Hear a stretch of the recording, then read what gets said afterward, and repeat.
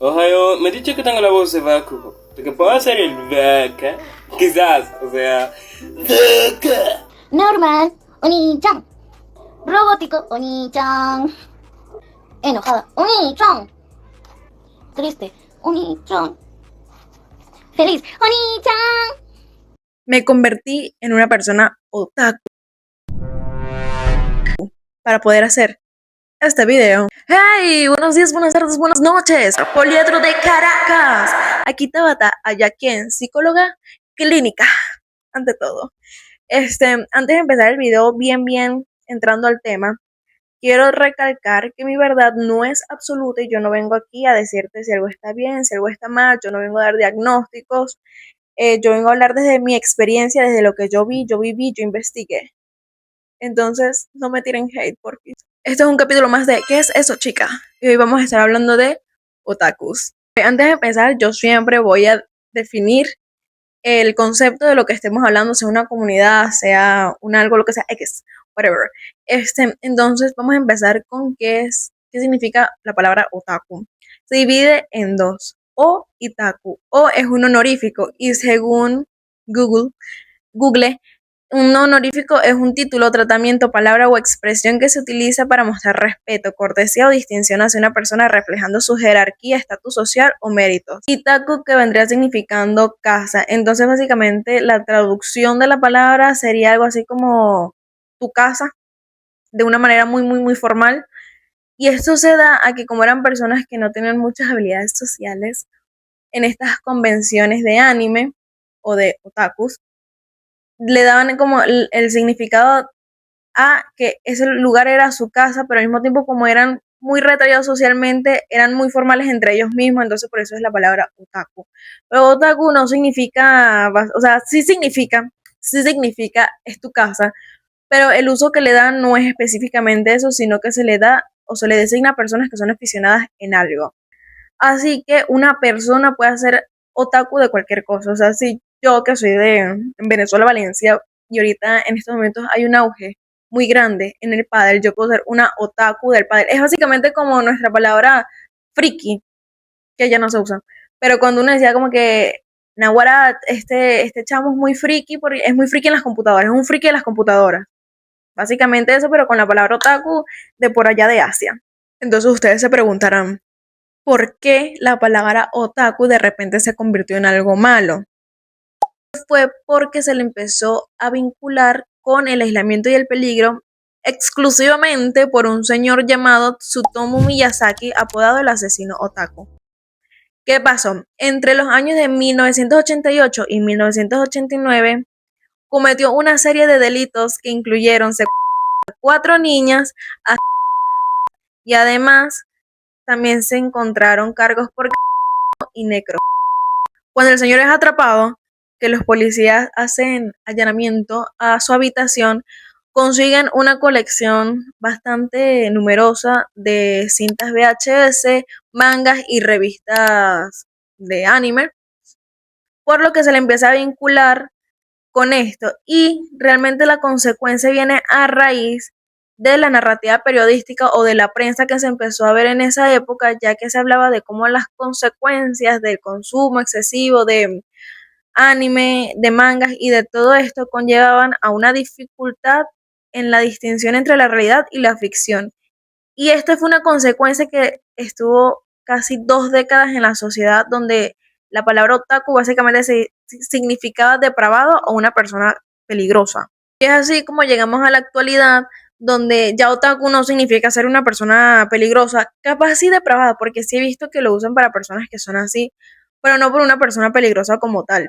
Los otakus, además de todo eso, también tienen como diferentes tipos o sea, se designan como en varias categorías y al mismo tiempo hay como que varias categorías de contenido que puedes consumir.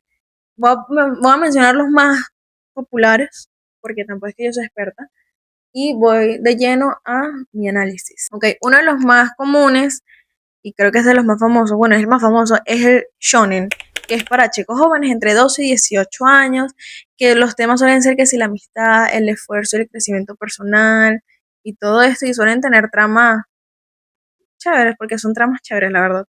Entonces está Dragon Ball, Naruto, One Piece, Boku no Hero Academia, etcétera. Ahora viene el shoujo, que vendría siendo lo mismo pero para chicas, o sea, la misma edad. El target es la misma edad, 12 a 18 años, pero en mujeres. Y este suele tener en tramas más guiadas como a las relaciones interpersonales, emociones profundas, romance y esta estética que solemos ver como muy kawaii o muy puchi, que es como ojos grandes, flores de cerezo, escenas lentas donde caen hojas de otoño, todo muy romántico, todo muy bonito. Pero no todos los shoujos tienen que ver con romance, sino que también pueden ser de terror, de misterio, thrillers, pero siempre van muy enfocados como en la parte introspectiva. Uno de los más famosos, o uno de los más famosos, vendría siendo Sailor Moon. Creo que todos hemos escuchado acerca de Sailor Moon. Nana, Soy una diosa, y uno que estoy segura que tu mamá ha visto. Estoy segura que tu mamá y tu tía, si tienes tía, lo han visto. Y es Candy Candy. Deja de compararnos, ¿quieres? Pero Terry, Está muerto, se cayó de un caballo. basta, Terry, Y los muertos no regresan nunca. basta, Terry, déjame, no me gustas. Está bien, y a mí tampoco me gusta una chica que vive pensando en un muerto. La versión adulta del shonen y el shoujo vendría siendo el senei y el josei. El senei para hombres, que habla más como de violencia explícita, política, sátira social, tramas psicológicas muy complejas, y en el josei, que es para mujeres, vendría siendo más como de relaciones románticas maduras, sin la idealización que hay en el shoujo, porque hay mucha idealización en el shoujo de las relaciones, que casi nunca son así. En la vida cotidiana de una mujer trabajadora, la maternidad y la madurez sexual. Ahora entramos a cómo se autodefinen ellos mismos y a las diferentes categorías que tienen entre los mismos otakus. Ok, de esto nada más voy a describir tres que son como los más famosos y van en grado según la intensidad que manejen, que los primeros son los whip o los wibu, que es un término muchas veces despectivo que se le otorga a estas personas que suelen denigrar en muchas ocasiones su propia cultura a favor de la japonesa. Es decir, qué asco vivir en Latinoamérica. Yo quisiera vivir en Tokio. I mean, yo sé que hay muchas personas que no les gusta su país por X o Y razón, pero es denigrarlo y casi negar tu nacionalidad o tus raíces simplemente porque viste un anime y no sabes bien cómo es la cultura japonesa. Después viene el hikikomori, que es lo que vendría siendo más nuestra definición de otaku, que son personas que, aunque no todos los otaku lo son, hay un cruce entre la afición y cómo ésta se convierte en un refugio para el aislamiento social, que es lo que siempre vemos y es la idea que tenemos de una persona rara que no habla, no sale, no se baña. Después vienen los normie otakus, que vendría siendo una persona que simplemente consume el contenido que está de moda o que es mainstream, o los éxitos principales, sin profundizar mucho en la cultura subyacente. ¿Cuál es mi pensamiento o cuál es mi idea ante todo esto? Básicamente es casi lo mismo que hablé con los Terians. Son simplemente personas que usan como estas salidas o estos gustos para expresar un algo que a ellos les agrada o una característica, un hobby, un, una afición que tienen todos en común. Pero ¿qué pasa? Dentro de estas comunidades es normal que haya la convivencia entre personas que son neuronormativas y personas neurodivergentes. Esto se debe a que normalmente las tramas de estas películas contienen personajes cuyas personalidades son bastante fáciles de descifrar porque te las describen y te explican cómo es el personaje. Realmente te lo explican de una manera que, aunque no lo digan en palabras explícitas, es bastante fácil de comprender, y normalmente las tramas suelen ayudar a la construcción de esta personalidad. Entonces, ¿qué pasa? Las personas neurodivergentes no es que estén luchando por conseguir su identidad siempre, porque no por el hecho de tener una neurodivergencia no sabes quién eres, no tiene nada que ver.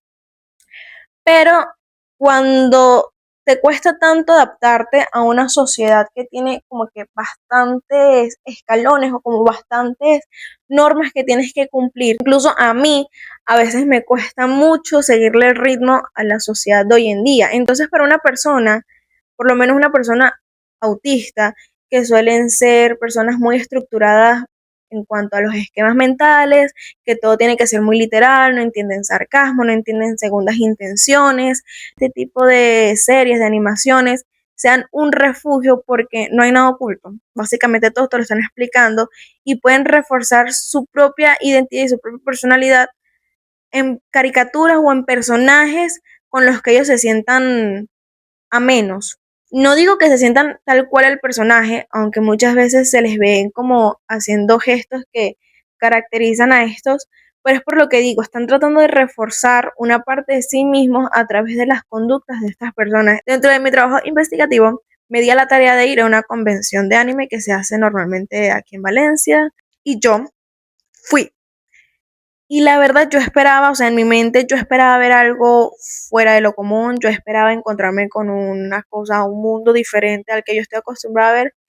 Y la verdad, una gente bien bonita de corazón, colaborativos, entre todos se apoyan. O sea, entendí por qué otaku significa tu casa. Ahora, con esto no le estoy quitando ningún tipo de peso o de importancia a ciertas situaciones que, como dije, pueden llegar a ser peligrosas, pero realmente en su mayoría no son peligrosas.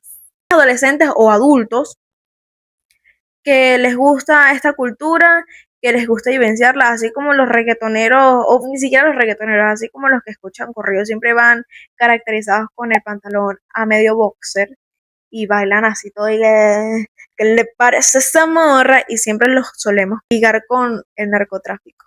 La mayoría no son nada de eso, simplemente que les gusta vestirse de esa manera, les gusta como que la estética que conlleva escuchar corridos, como que toda esta estética que se le dan. De la misma manera son las personas que les gusta el contenido asiático y su manera de representar su gusto por eso es usando cosas que que hagan alusión a como el cosplay, porque el cosplay también es otra parte muy importante que la gente se queja, simplemente están disfrazándose. Realmente siempre creo que el error no está tanto en las personas que ejercen estas actitudes o que ejercen estos comportamientos que no solemos estar muy familiarizados con, sino que el error está en nosotros como sociedad, en lo de siempre, en no poner atención y no querer entender por qué hacen eso y por qué vienen de ahí. Ahora, claramente hay consecuencias que podrán ser más graves, como estas personas que sí tienen un problema de distinción entre realidad y ficción, como las personas que por un momento pensaban que eran Light Yagami, tenían una Death Note, Ryuk está detrás de ellos y escribiendo el nombre de alguien en su libreta van a matar a alguien. Entonces eran personas que realmente pensaban que iban a lograr matar a alguien escribiendo en su libreta, pero yo también siento que este odio viene fundamentado por la constante exclusión, el sentirse que no son parte de nada, el constante bullying, simplemente una manera de... Es un roleplay, están jugando, están expresándose, están usando su libre albedrío para hacer lo que les da la gana. Entonces, como digo, sí hay cosas que hay que observar, pero no todo lo que vemos es malo. A veces las cosas que nosotros pensamos que son un problema tienen un background, tienen una historia de fondo que puede estar respaldada porque, por como dije, un cuadro clínico, un autismo, y eso sirve más que nada como un apoyo para ellos para poder coexistir dentro de esta sociedad que es tan agresiva. Y por último, para ir cerrando el capítulo, si te está gustando, para ir cerrando el video, perdón, si te está gustando, déjame un like, déjame un comentario, suscríbete y dime qué te gustaría que hablara, aunque yo tengo un tema en mente, un tema en mente muy bueno, como lo vendría haciendo los Fuyoshis, bueno, las Fuyoshis y los Fundashi, que es básicamente casi lo mismo que esto, pero homosexual. Este tema me gusta, tengo muchas ganas de hacerlo. Y bueno, básicamente eso. Entonces, es más que nada revisar personalmente realmente qué está mal, qué no está mal y hasta qué punto lo que nosotros estamos diciendo es nuestra propia idea. Eso vendría siendo todo por el video de hoy. Nos vemos en el siguiente. Chao, chao, pescado.